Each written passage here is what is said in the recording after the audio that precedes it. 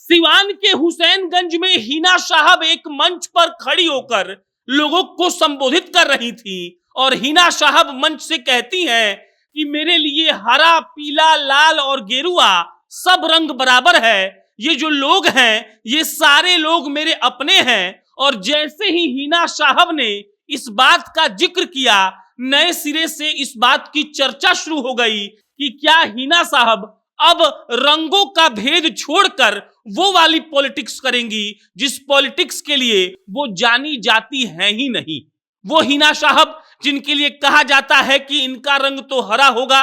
उनके पति और पूर्व सांसद मोहम्मद शहाबुद्दीन जो आजीवन अपना नेता लालू प्रसाद यादव को बताते रहे, लालू प्रसाद यादव जो अपने माथे पर हमेशा हरा कलर का टोपी पहनते रहे, उनकी पत्नी कह रही हैं कि देखिए मेरे लिए कोई भी रंग ऐसा नहीं है कि गैर है, मेरे लिए सारे रंग समान है। उन्होंने रंगों का जिक्र करते हुए गेरुआ रंग का भी नाम लिया और गेरुआ रंग जब भारत में कोई भी कहता है तो आप गेरुआ मतलब भाजपा ही समझते हैं।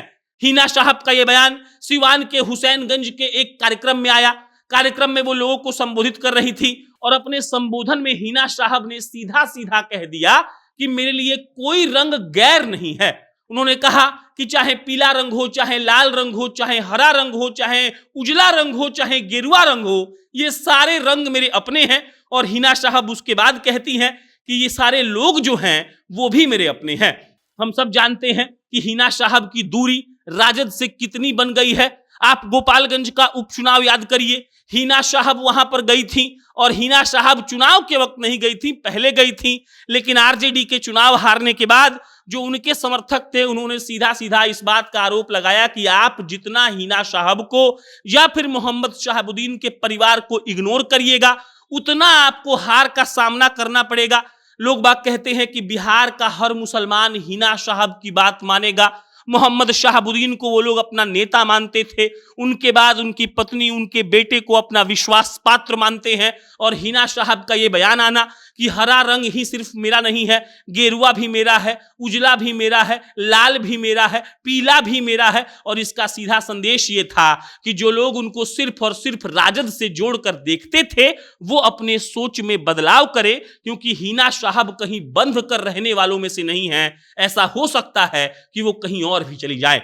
वर्तमान में जो बिहार का राजनीतिक परिदृश्य है वो ये बता रहा है कि आरजेडी सत्ता से दूर गई है, भाजपा और जदयू फिर से सरकार में आ चुकी है। और ऐसे वक्त में आरजेडी जब ये दावा कर रही हो कि वो बहुत बड़ा खेला परसों करने वाले हैं, उनके सबसे मजबूत सिपाही के घर में फूट पड़ रही हो, वो लोग ऐसा बयान दे रहे हो, तो आरजेडी के लिए ये सोचने वाला विषय है और उनको इस पर आत्मचिंतन और आत्ममंथन करना चाहिए। हिना साहब को वाकई में इग्नोर किया गया है और यह बात किसी से भी छुपी हुई नहीं है।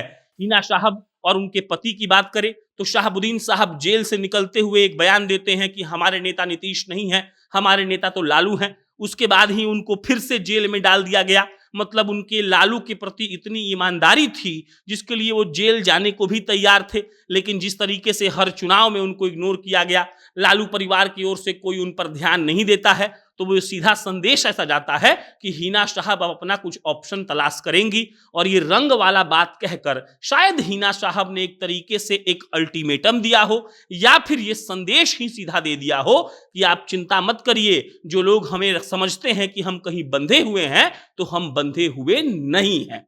बाकी इस पर कोई अपडेट आएगा आपको हम इत्तला करेंगे। मेरा नाम प्रशांत है, बहुत बहुत धन्यवाद।